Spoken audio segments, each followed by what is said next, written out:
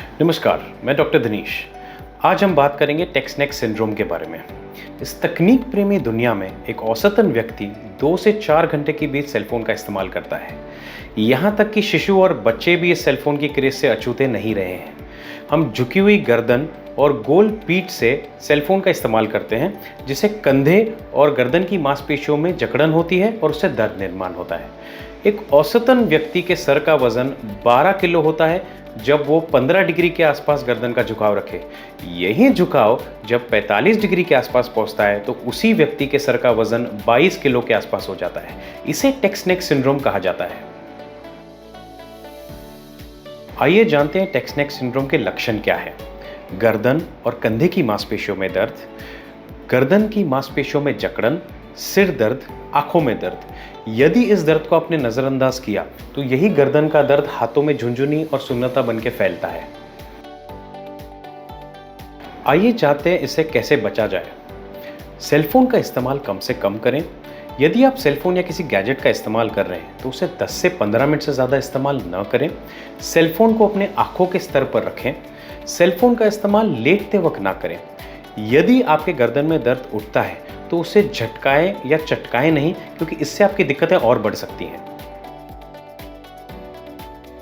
आइए जानते हैं कुछ साधारण एक्सरसाइजेस जिससे आप राहत पा सकते हैं। सबसे पहली है ठुड्डी को मोड़ना, जिसे अंग्रेजी में चिन टक भी कहा जाता है। बैठी हुई स्थिति में अपने कंधों को सीधा रखें, अपनी गर्दन को सीधा रखें, अपनी नाक को सामने की ओर करें और अपनी ठुड्डी को अपनी ओर मोड़ें। इस स्थिति में 5 सेकंड अपने आप को रोक के रखें। 5 से 10 बार आप ये कर सकते हैं।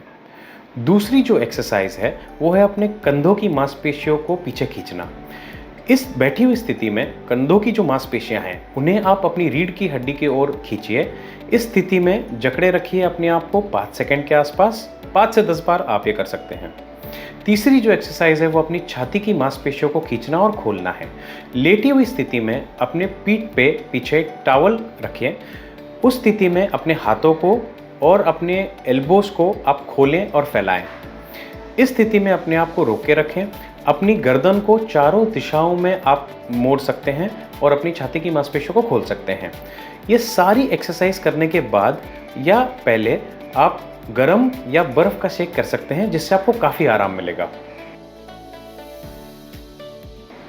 यदि इन सब चीज़ों से आपको आराम नहीं मिलता है तो इसका इलाज किया जा सकता है। मांसपेशियों को नरम करने वाली दवाई मदद करती है, लेकिन इसे किसी डॉक्टर की सलाह के बिना न लें।